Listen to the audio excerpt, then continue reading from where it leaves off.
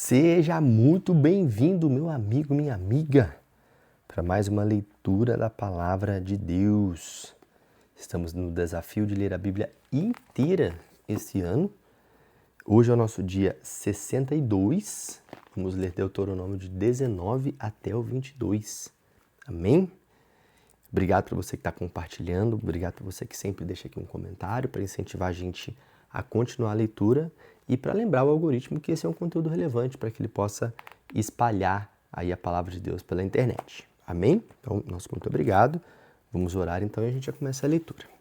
Senhor Deus Pai Todo-Poderoso, muito obrigado, Senhor, por tudo que o Senhor tem feito por nós. Obrigado pela Tua graça, pela Tua infinita misericórdia e bondade. Nós queremos nesta hora pedir que o Senhor esteja nos acompanhando nesta leitura, se revela a nós, fale ao nosso coração e nos ajude a ter mais maturidade, mais intimidade contigo, Senhor. Muito obrigado por tudo, em nome de Jesus. Amém. Amém. Então vamos lá? Deuteronômio 19. Assim diz a palavra do Senhor.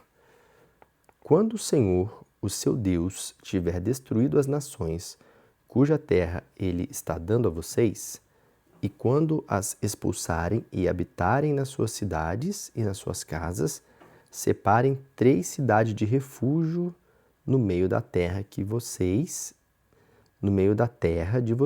que o Senhor, o seu Deus, está dando a vocês, para dela tomarem posse.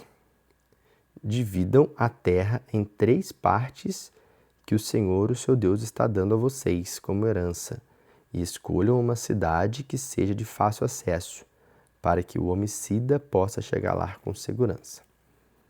Estes são os casos em que o homicida, ao correr para a cidade de refúgio, terá a vida salva. Isso vale para aquele que, sem intenção e sem ódio premeditado, matar o seu próximo. Por exemplo, um homem vai com o próximo às matas cortar lenha, e ao levantar o machado para derrubar uma árvore, o ferro do machado solta do cabo e atinge seu amigo e o mata. Ele poderá fugir para uma das cidades de refúgio e viver lá com segurança. Do contrário, o vingador da vítima, enfurecido, poderia perseguir o homicida e alcançá-lo, caso a distância fosse grande demais, e poderia matá-lo, embora ele não fosse culpado da morte, pois não odiava o seu próximo. Portanto, não deixem de cumprir essa ordem. Separem 3 cidades de refúgio.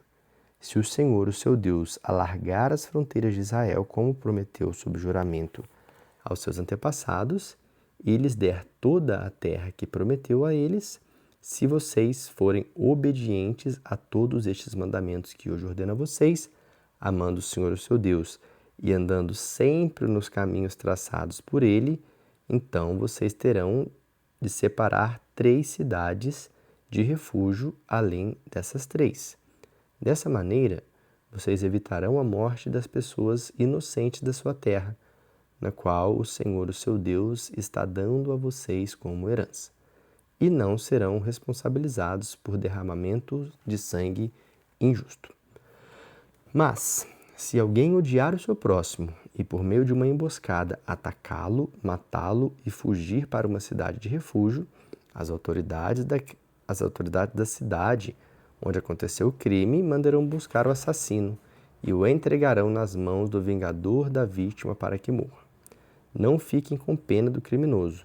Eliminem de Israel o derramamento de sangue inocente para que tudo corra bem para vocês. Não mudem os marcos de divisa de propriedade do seu próximo, que os antepassados colocaram na sua herança, na terra que o Senhor, o seu Deus, dá a vocês para tomarem posse dela. Não declarem culpada uma pessoa com base no depoimento de uma testemunha só, e isso vale para qualquer tipo de crime ou pecado. Qualquer acusação precisa ser confirmada pelo depoimento de 2 ou 3 testemunhas. Se uma pessoa der falso testemunho, afirmando que viu alguém praticar alguma transgressão quando não viu, os 2 envolvidos na questão serão levados aos sacerdotes e juízes que estiverem exercendo as respectivas funções naquele dia, diante do Senhor. Os juízes farão um cuidadoso interrogatório, e se a conclusão for que a testemunha é falsa e que mentiu quando acusou o próximo, receberá a mesma punição que planejava para o seu irmão. Fazendo assim, vocês eliminam o mal do meio de vocês. Então, os demais vão sentir medo e nunca mais repetirão essa coisa horrível no meio de vocês. Não tenham pena de uma testemunha falsa. A regra é esta: vida por vida, olho por olho, dente por dente, mão por mão, pé por pé. Capítulo 20. Quando vocês saírem para a guerra contra os seus inimigos e virem cavalos, carros e um exército muito maior do que o seu, não fiquem com medo, pois o Senhor, o seu Deus, o mesmo que tirou do Egito, estará com vocês. Antes de começar a batalha, um sacerdote irá à frente do exército de Israel e dirá: Ouça, ó Israel, hoje vocês vão enfrentar os seus inimigos. Não desanimem nos seus corações, não tenham medo. Não fiquem apavorados nem aterrorizados diante deles, porque o Senhor, o seu Deus, estará com vocês. Ele estará lutando por vocês contra os seus inimigos e dará a vitória a vocês. Depois, os oficiais dirão ao exército: Algum de vocês construiu uma casa nova e ainda não fez a dedicação dela? Se existe alguém nessas condições, volte para sua casa, pois pode ser que morra em combate e outro homem a dedique. Alguém aqui plantou uma vinha e ainda não comeu dos seus frutos? Volte para casa, pois pode ser que morra durante a batalha e outro desfrute da vinha. Algum de vocês está comprometido a casar-se com uma mulher, mas ainda não casou? Volte para casa para que não morra em combate e outro homem case-se com ela. E os oficiais ainda dirão: Alguém está com medo ou sente falta de coragem? Volte para casa antes que a falta de coragem contagie os seus irmãos israelitas. Quando os oficiais tiverem acabado de falar ao exército, nomearão os comandantes que deverão ir à frente dos batalhões. Quando marcharem contra alguma cidade, primeiro faça uma proposta de paz. Se o povo aceitar a proposta e abrir as portas da cidade, todos os habitantes passarão a servir Israel, realizando o trabalho forçado de escravo. Se, porém, a proposta de paz for rejeitada, então vocês formarão um cerco em torno dela. Quando o Senhor, o seu Deus, entregá-la em suas mãos, matem com a espada todos os homens, mulheres, crianças. Não, me perdoem.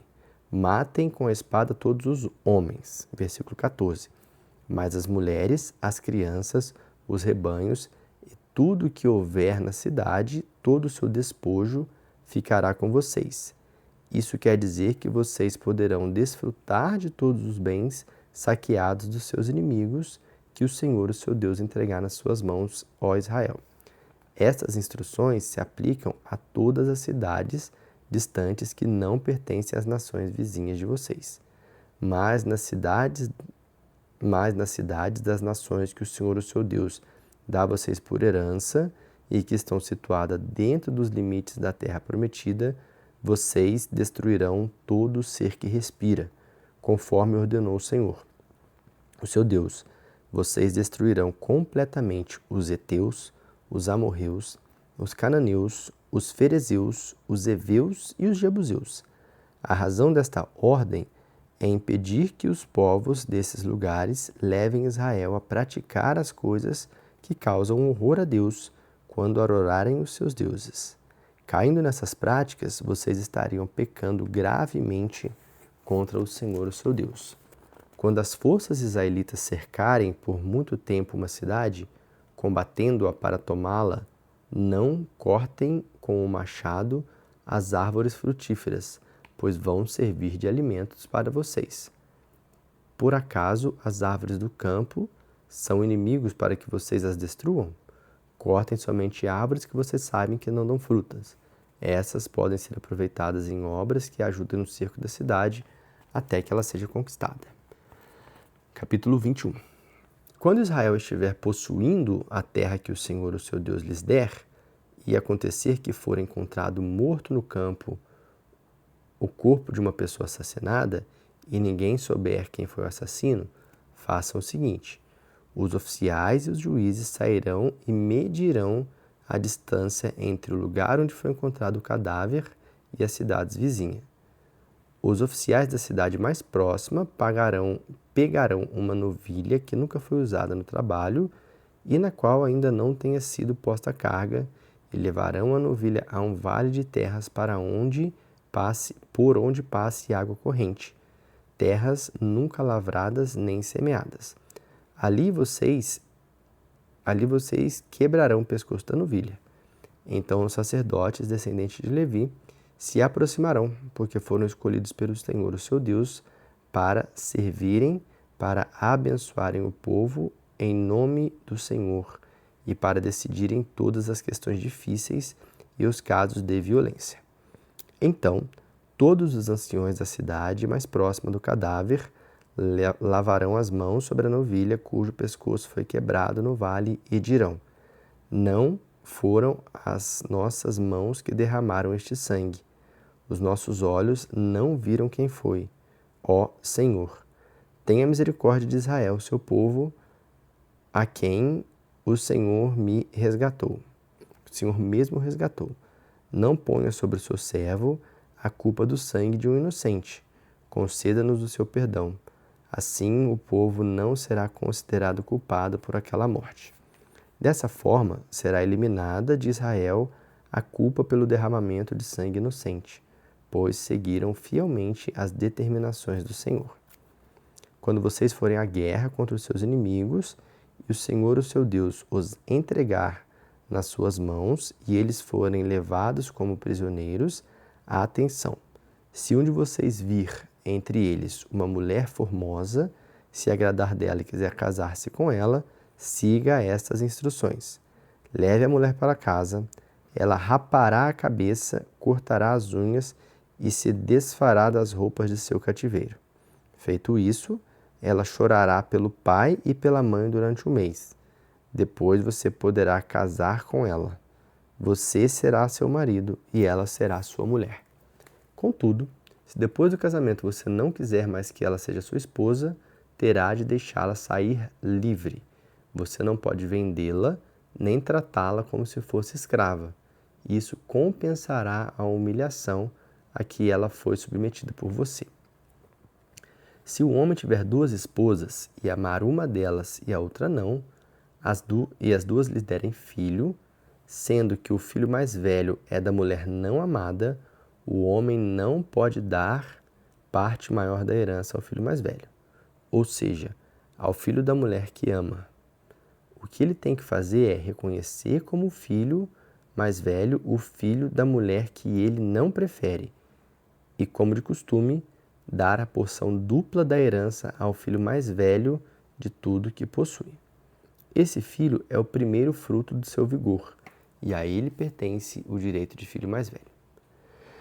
Se um homem tiver um filho teimoso e rebelde, que não obedece nem ao pai, nem à mãe, nem mesmo depois de ser castigado por eles, o pai e a mãe levarão o filho à presença dos líderes na entrada da cidade e dirão aos líderes: este nosso filho é teimoso e rebelde, não nos obedece, é corrupto e beberrão. Então todos os homens da cidade apedrejarão esse filho rebelde até que ele morra. Deste modo ficará eliminado este mal de vocês, e todo Israel, ao saber disso, temerá. Se alguém cometer um crime que mereça a morte, e depois de condenado for enforcado, o corpo dele não poderá ficar na forca durante a noite.